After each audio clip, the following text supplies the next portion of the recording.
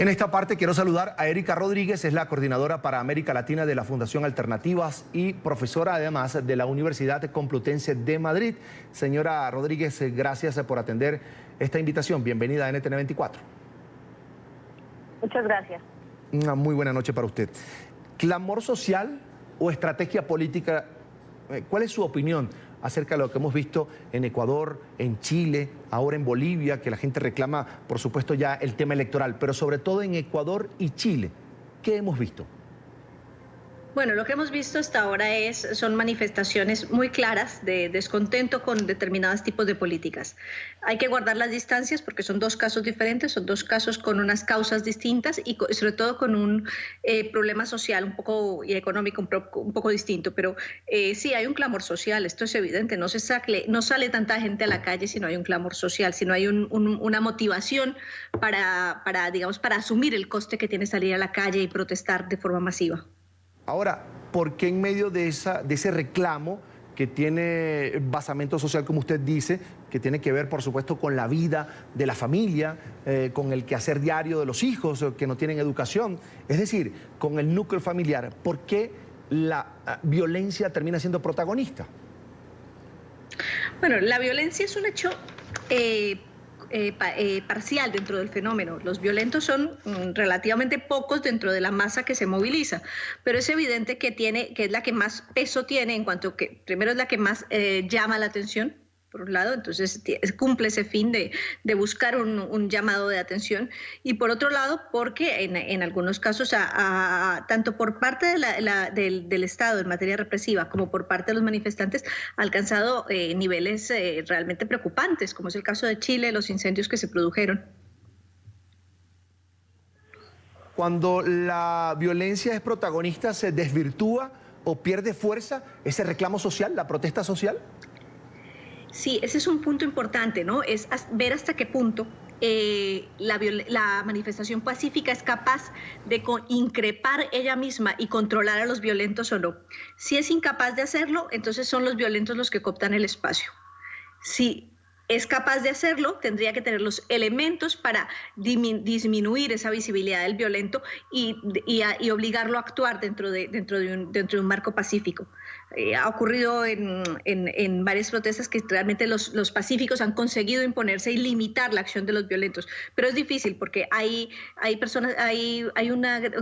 la movilización de violentos tiene, digamos, un componente de antisistema, pero también de lucha generacional, en la cual hay muchos jóvenes que se sienten identificados con ese espacio de violencia como un espacio propio de socialización, inclusive.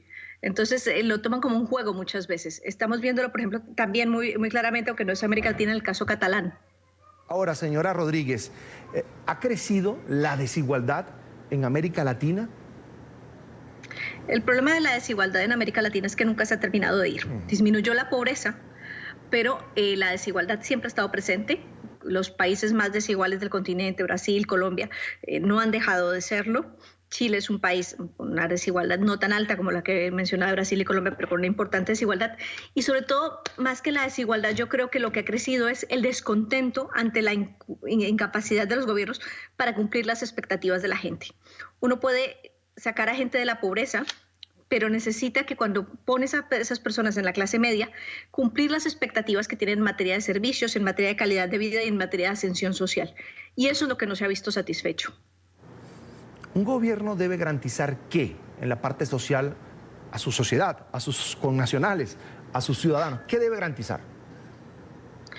Nosotros en América Latina no se vive dentro de estados del bienestar, se vive dentro de estados relativamente liberales, con políticas sociales que sean enfocadas en sacar a gente de la pobreza. Entonces, obviamente tiene que tener políticas que atiendan a los más débiles y vulnerables, pero a medida que la estructura social cambia, tanto por los cambios demográficos como por los cambios en la distribución del ingreso o por los cambios de la repercusión beneficiosa del modelo económico, el gobierno tiene que estar al nivel para suplir las necesidades cambiantes y crecientes de la población.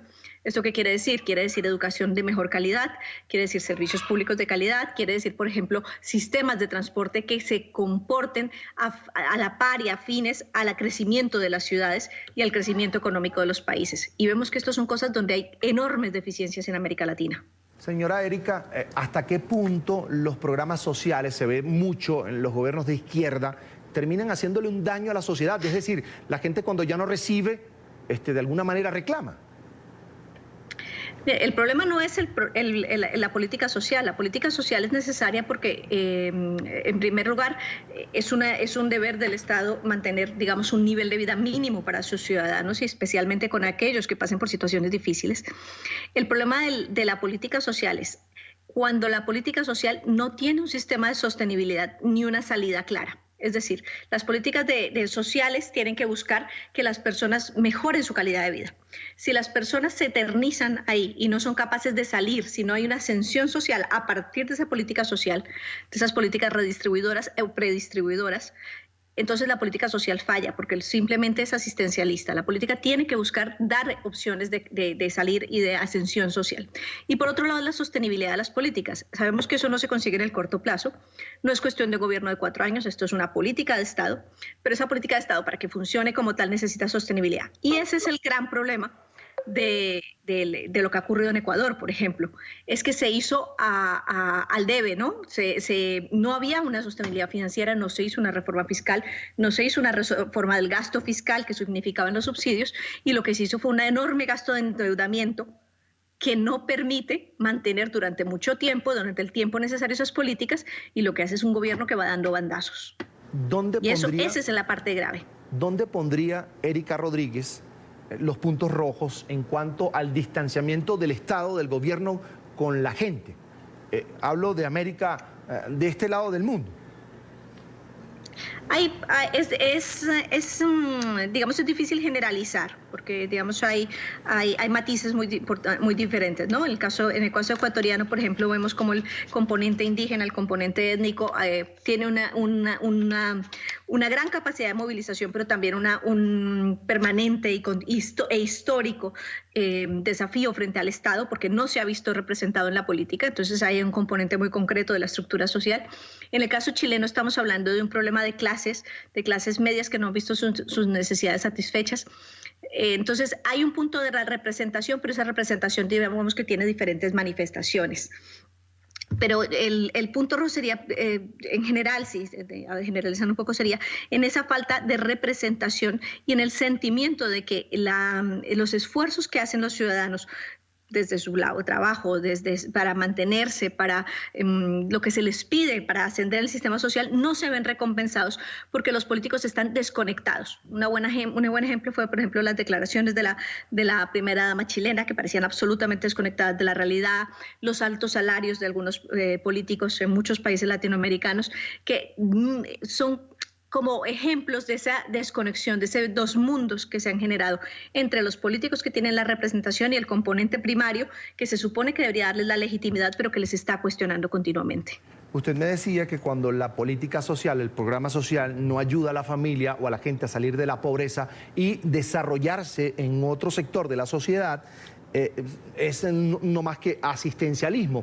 ¿En dónde ve usted ahora mismo asistencialismo en América Latina? Es decir, Venezuela, por ejemplo, ¿le hizo daño los programas de Hugo Chávez a la sociedad venezolana? Mire, el punto es que los puntos de partida eran tan graves, el nivel de pobreza absoluta y pobreza relativa era tan grave en América Latina, que no se puede decir que las políticas sociales hayan sido malas de por sí. Hay personas que comieron gracias a eso, que pudieron acceder a una vivienda gracias a eso, o que sus hijos se educaron gracias a eso. Entonces tenemos un componente humano que no podemos desconocer. Mi problema es cuando las políticas no son de calidad. Entonces, lo que hace daño no es una política social ni un subsidio como tal.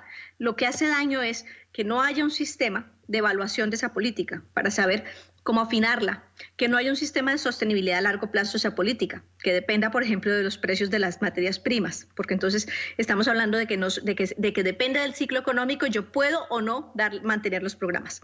Y en último lugar, que no haya una capacidad para generar espacios productivos en los cuales las personas puedan desarrollarse más allá de la política social, ¿no? Entonces, de cómo les incluimos efectivamente en el mercado productivo de forma justa. Por ejemplo, esto es un caso muy concreto en Colombia. Colombia tiene una economía muy sólida, pero tiene una gran cantidad de población excluida que no consigue integrarse en el mercado.